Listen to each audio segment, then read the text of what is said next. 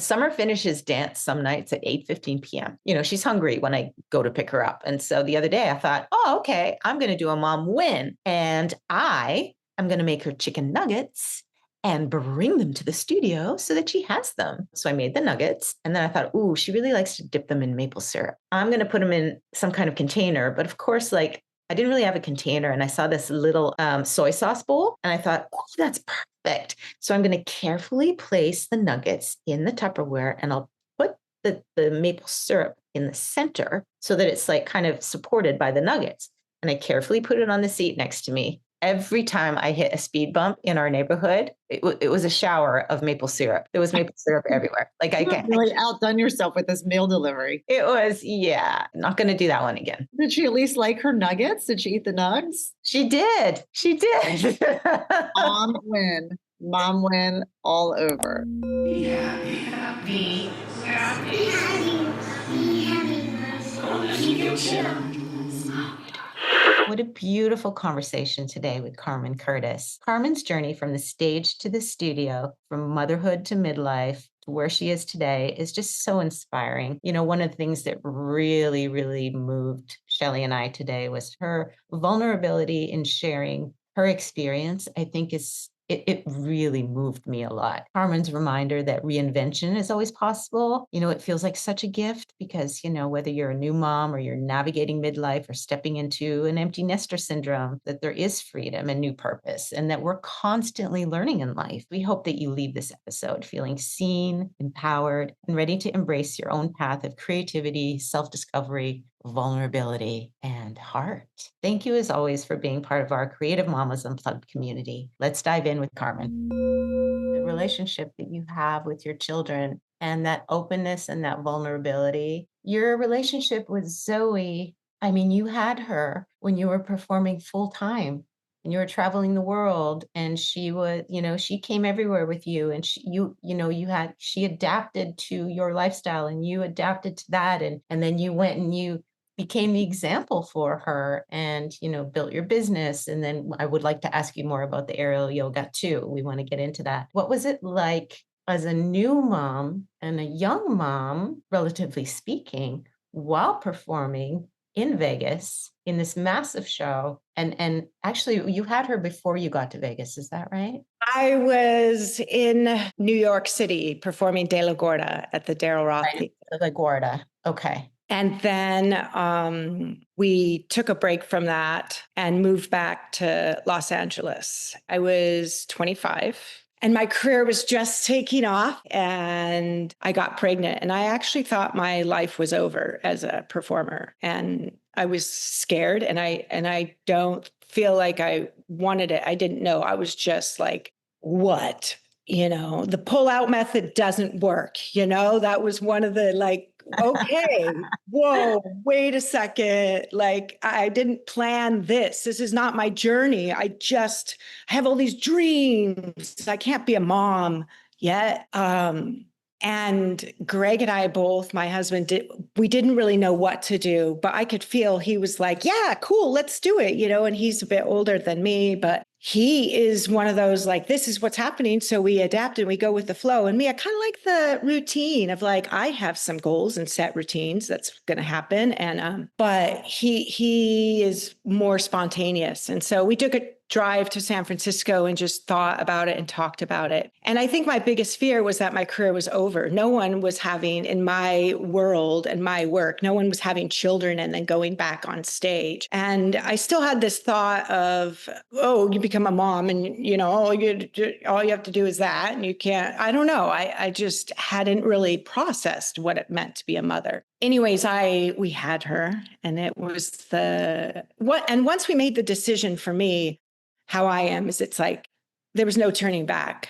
Yes, I want to do this, which I chose to do this. And that's how I take it with my children. I chose to have them. I am lucky to have them. So I need to do anything and everything I can to give them the best that I can and love them. And it's, I never wanted them to ever feel like they were a burden or anything like that. And I had never changed a diaper before. I had never babysat. I was a gymnast. I was a national gymnast. I moved away from home at 11.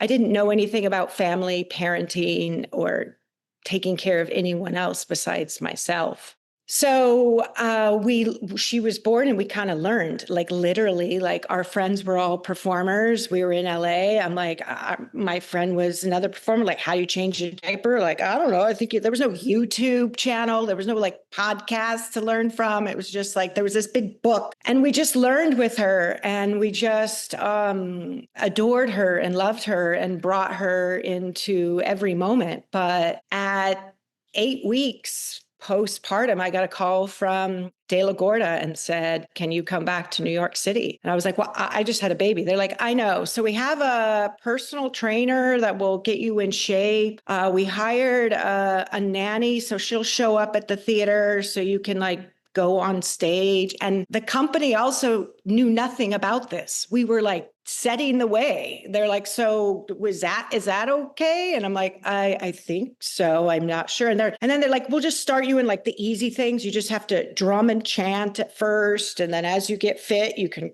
get more into it. And at 11 weeks, we moved back to New York City and I started back performing. And I'd like get out of the apartment, breastfeeding, hailing a cab to the theater. We'd get to the theater. The nanny would be there. I'd give Zowie to the nanny. The nanny would watch rehearsals she was just there on stage the whole time. Like we never thought about like, maybe that's not appropriate, just there.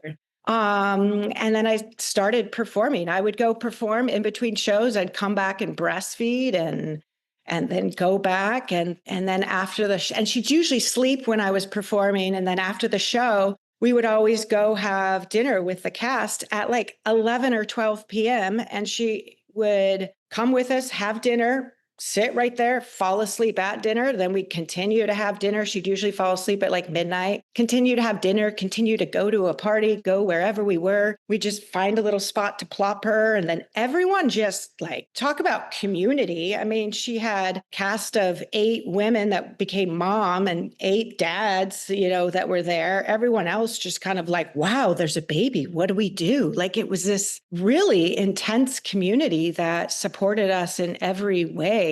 And I was super blessed that the production company knew nothing about women having children and coming back to work because they were like, oh, here you go. I then went on to Korea on tour and they flew us and the family. They gave us a place with apartment for the baby. They had a Korean nanny that was there and they took care of me and the baby. And again, they had no idea. They spent so much money on nannies and babysitters for me. It was absolutely wild, but it awakened me of my career is not over. I hadn't anticipated that. And I became more spontaneous and open because I needed to always adapt with Zowie and, not stay out so late and find something that was comfortable for her or say no sometimes or ask. The production company was so great. Ask for help. And I was getting it. And from there, for some reason, as the mom, having a baby, I became more of a leader too. Like, well, she has a baby, she's a mom, so maybe she should be the dance captain. And, maybe she should, which is kind of wild. I was always a gymnast, like, yes, ma'am, yes, sir, I do exactly what I'm told. And now to tell other people have a little bit more authority just because I, had sex and it turned into a baby like I did, but it kind of became my role as mother to everyone and leader. And then from there, that's when Franco Dragone from Cirque du Soleil was looking for a harness specialist, which the show De La Guarda's, I was a harness specialist. And he was looking for a harness specialist, a dancer, a swimmer, a diver, and a scuba diver, and an acrobat. And he had looked for years for it. And I think I was the only one that had all those qualities. Wow. And with that was this big awakening too, of like, I didn't want to learn to scuba dive. I had to do that for a friend that was learning to teach scuba diving. I learned to swim really well because in gymnastics, my coach hurt me so bad that I had a neck issue and I had to use swimming as a form of therapy. I dove out of a friend of mine at UCLA was like, well, you're a gymnast, you could do it. So started to teach me how to dive. Like all of a sudden I started to realize that everything that you go through, it has a purpose. And I wouldn't have been that harness specialist, dancer, acrobat, swimmer, scuba diver without going through everything I had gone through. And he wanted me to do the research development, which meant go create, go make stuff up. And I'd never had to do that before. I had directors and choreographers and producers tell me what to do. But because I was a mom and I started that dance captain role and kind of like that mom leadership role, I just took it in and I got to express and share my creativity, my thoughts, my feelings. And, you know, we went to Belgium to create the show and brought Zowie. She understood Korean at this point and English. She was 2. And then she also had a French nanny in New York that spoke French. And now we're in Belgium. So she went to a French preschool when I was rehearsing. Her other nanny was British. She didn't speak for a long time, almost until she was 3, because she understood so many languages.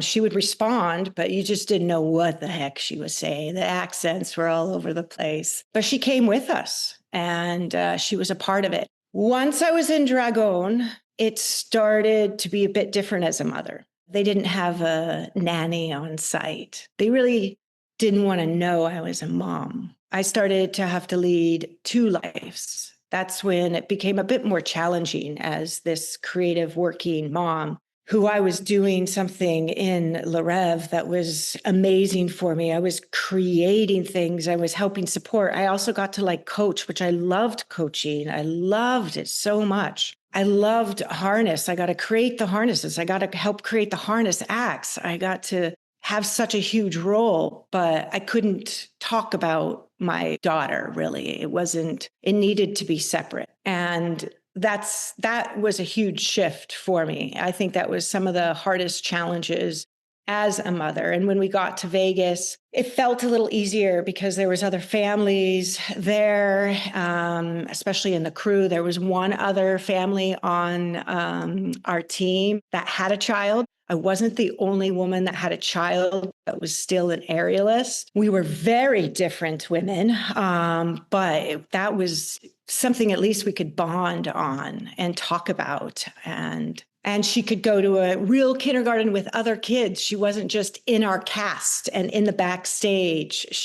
And so it felt a bit more normal, but it really started to pull me away from the time that I got to spend with her. Once Dragon, that created Rêve, sold us to the Wynn Hotel, that's when things got even more challenging for me. I was definitely a performer and they wanted nothing to know or do with me as a mother. And that needed to stay completely separate. The Win is very corporate. You know, I worked there with you. Yeah. And then the Rêve was very artistic. And, you know, we were entering this corporate world. There's a lot of limitations and a lot of things that keep changing. I don't know where we're at with it now, but. And I had never felt that before. I was with creative companies before that were embracing and supporting. So that was a new one for me. And I think that started to bring a bit more of the mom guilt. And there's a time where you realize that getting done with your last act, where it's the most dangerous, that you could die if you're not focused at, 11:30 at night, and then getting out of there at midnight, and then having dinner, and then your child goes to school at 8 a.m. That lack of sleep, that lack of time with Zowie was playing a toll. And I got pregnant with Jude in Vegas, and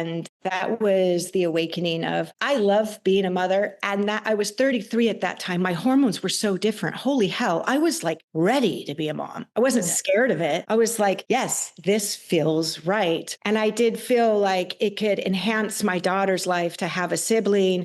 Yet it wasn't like I was having so many, it was going to take away from her time. And it was crazy age difference of 7 years, but it was so perfect in the end. And when I got pregnant in Rêve at 33, suddenly, all of a sudden, people in Rêve were getting pregnant. Like it was working. Carmen made it work, even in this corporate thing. And in my dressing room, there was a row of us, and we all would get our period a week behind one another. And the first one didn't get their period. We're like, oh, that's weird. Second one didn't get their period. Then it skipped one. Then I didn't get my period. And then the next row, at one point, there was 7 women in Rêve, all pregnant. We were all a week behind one another.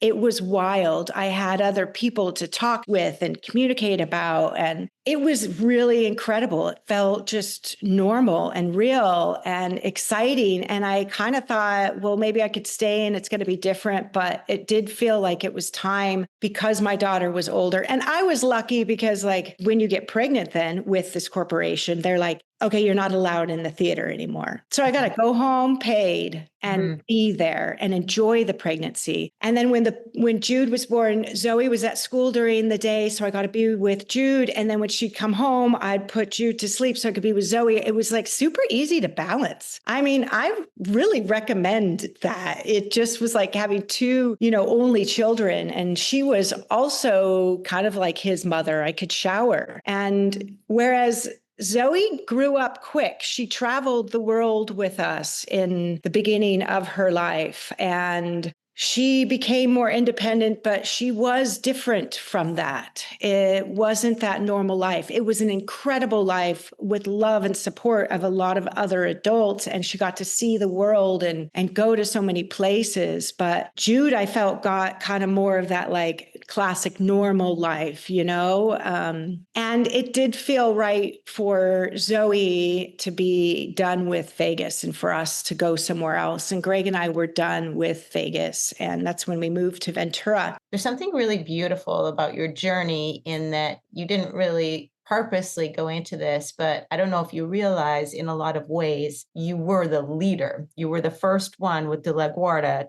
to have the child. And luckily it was such a family environment and such a cool environment. They were able to, foster you and Zowie and the family through this. Well, you got to bring all of that experience and love and motherhood and life, which kind of propelled your career. Then you had that challenging moment with arriving in Vegas, and yet you were the first one, you were the trailblazer, which made the others around you feel like, okay, if Carmen can do it, then I can do it too. And now there's so many families, like by the time the show closed, it was like everybody was having kids. That's kind of a beautiful thing that you carved that sort of trailblazing way. For any moms out there, any of our listeners who might be interested in the Cirque world, what if I want to go on tour with the show? How safe am I going to feel in this journey? Can I do this? If you really, really want it, you can do it. You can figure it out. We've, to your point, as a leader, I never realized I was a leader until